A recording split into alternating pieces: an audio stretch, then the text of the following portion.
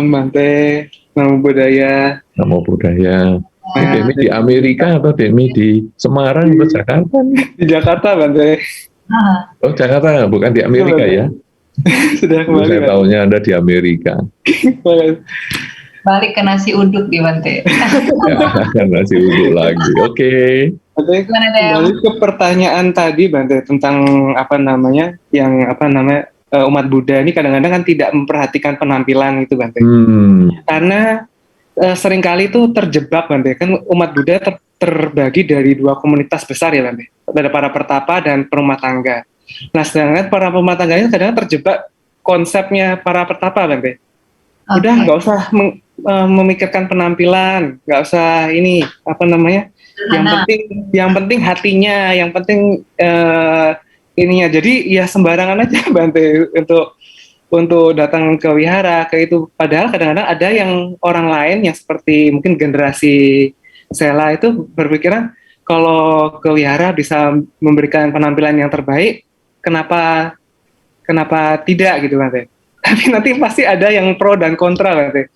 Ini mau ke wihara atau mau ke pesta kok seperti ini gitu Bante. Nah, ini bagaimana Bante? Kan kalau kita ke wihara tuh pasti ada dua generasi yang akan memiliki pemikiran yang sangat berbeda Bante. Nah, dan terus sebatasan apa Bante? Seorang perumah tangga itu kan tidak ada pantangan untuk berdandan, merias diri dan sebagainya itu Bante. Ya mungkin Bante boleh jelaskan Bante. Jadi tidak terjebak lagi antara kehidupan pertapa perumah tangga tapi ingin ke kehidupan pertapa gitu Bante. Iya, sebetulnya pertanyaan Anda sudah bagus. Bahwa di dalam agama Buddha ini ada dua kelompok. Kelompok pertapa dan perumah tangga.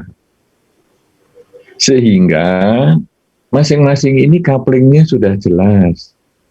Pertapa, jangan gayanya perumah tangga. Misalnya sambil jalan HP-an, halo apa kabar? Wah, sambil jalan ke depan umum begini, aneh juga. Ini namanya pertapa bergaya perumah tangga. Kemudian nanti pakai tasnya biku bermerek-merek misalnya seperti yang digunakan para perumah tangga. Ya jadi nggak cocok. Kemudian pertapanya pakai topinya perumah tangga, topi koboi misalnya, ya nggak cocok. Pertapa jadilah pertapa, perumah tangga jadilah perumah tangga. Misalnya perumah tangga ngomongnya saja semua tentang dhamma. Jadi begitu ada orang nyanyi, maaf ya, dalam wihara itu ada sila-sila. Tuh, para biku aja tidak boleh nyanyi. Jadi jangan nyanyi ya di wihara. Lah, ini perumah tangga bergaya pertapa. Ini salah kepling, salah kostum. Kalau mau jadi pertapa, jadilah berjubah sana. Kalau jadi perumah tangga, ya jadilah perumah tangga. Jangan di kolam renang pakai pakaian jas. Nanti kan membingungkan itu. Atau pergi ke pesta pakai pakaian renang kan membingungkan. Jadi sekarang kita harus renungkan, sini apa? Perumah tangga. Berarti saya boleh menyanyi. Saya boleh menari. Nah sekarang bagaimana ini? Kalau di wihara, mungkin nyanyian itu bisa sebelum bikunya masuk atau setelah bikunya masuk misalnya.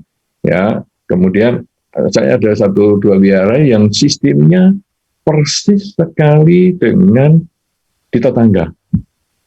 Jadi ini zaman sebelum saya ada ini, masih sudah zaman itu saya sudah mengalami. Ada 1 wihara yang seperti itu. Jadi dia di wihara itu ada penyanyi-penyanyinya, apa ya, lead vokal apa istilahnya begitu. Jadi dia nyanyi di depan, di sampingnya altar begitu, musiknya juga lengkap, dan dia waktu lead vokal ini, dia mengajak umat itu menyanyi. Jadi bukan sebagian seperti sekarang ini, yang di wihara-wihara yang sekarang saya tahu, umat menonton penyanyi. Saya nggak tahu kalau saya ini di wihara apakah juga jadi artis, ditonton ataukah jadi vokal lead? Enggak, lead vokal itu. Jadi saya nggak tahu itu.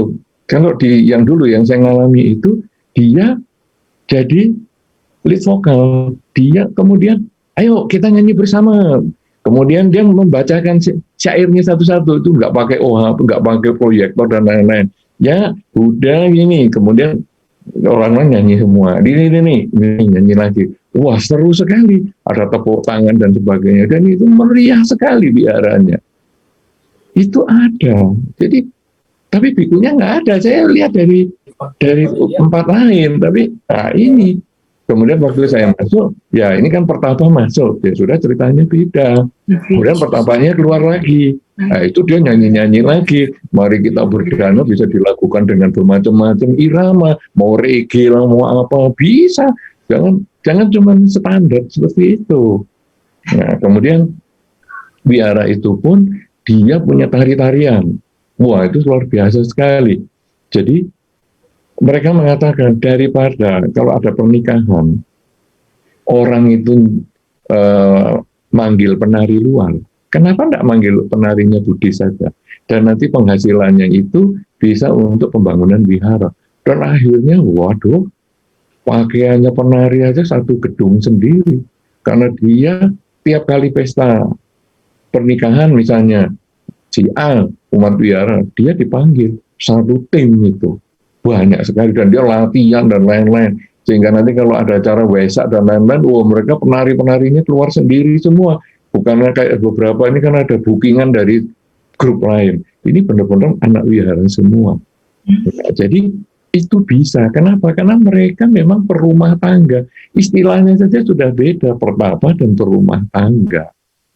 Nah, jadi kalau sekarang ada yang nanggung nih, ada yang di tengah. Bagaimana? Ya kita ingatkan aja kepada teman-teman yang di tengah itu. Kamu mau jadi pertapa, mau jadi biku, atau silani, atau kamu mau berumah tangga. Nah, kalau mau jadi atasilani ya segera masuk kalau perempuan, atau kalau jadi biku ya segera masuk. Tapi kalau sebagai berumah tangga ya ayo kita pikirkan ini bagaimana pakai sepatu yang bagus. Ya, tapi ingat, ini tadi saya ingat sepatu, ingat di wihara juga harus ada petugasnya. Karena sepatu bagus dibawa ke wihara karena ditinggal di luar, pulang jadi sandal jepit. Nah, ini kan repot. Nah, jadi harus ada lokernya.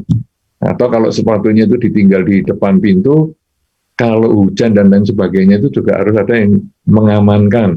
Beberapa wihara maunya orangnya sepatuan. Pada waktu pernikahan segala sepatuan. Tapi begitu hujan, sepatu di luar nggak diurus. Itu kan sepatu mahal-mahal semua. Waktu pernikahan. Basah. Nah, ini umat Buddha kadang juga kurang. Panitia wihara ini juga kurang perhatian sama gitu. Ya, nah jadi sekarang prinsipnya perumah tangga itu bisa macam-macam. Nah kalau sekarang lagunya meriah gimana? Orang tuanya kan agak protes, yaitu pendekatan. Itu komunikasi lokal ya, kita nggak bisa bahas di sini karena tiap daerah berbeda. Tempat yang dulu yang saya ceritakan ini, orang tuanya membebaskan, jadi dia betul-betul, wah musiknya meriah sekali, kemudian lead vokalnya itu juga, wah hidup sekali dia. Jadi kita sudah tidak pakai OHP ataupun hari itu kan masih OHP, tapi tidak pakai overhead projector, tapi dia hanya lead vokal, dia mimpin. Ya mari kita saudara-saudara kita menyanyikan lagu, mari kita berdana. Itu syair itu baris itu dinyanyikan. Kemudian apalagi, wah itu meriah sekali. Itu sangat mengesankan itu. Dan itu sampai hari ini masih seperti itu. Iya. Ya, jadi itu generasi-generasi awal yang luar biasa itu. Iya, iya. Jadi nggak nyala-nyala tengah-tengah gitu ya. Mau ke kiri langsung ke kiri atau ke kanan gitu ya, Bante. Iyalah, sebaiknya begitu. Ke kiri dan ke kanan gitu ya, Bante. Karena nanti kita bingung. Itu suami istri juga ada yang begitu loh. Ya. Suami istri itu ada yang jalani pertapa sebagai suami istri. Jadi nanti kalau malam misalnya dia tidur duluan, kemudian pasangan hidupnya datang, dia sudah tidur. Nanti begitu pasangan hidupnya tidur, dia duduk dan meditasi. Begitu seterusnya sampai saya dikatakan, Bante, ini pasangan hidup saya bagaimana, Bante? Pertapa bukan, tapi kelakuannya seperti itu. Nah, ini sulit. Disuruh kerja malah meditasi, Bante. Saya yang suruh kerja sendiri. Lah, ini namanya si pelarian, orang males ngakunya mau jadi pertapa. Betul, betul, betul.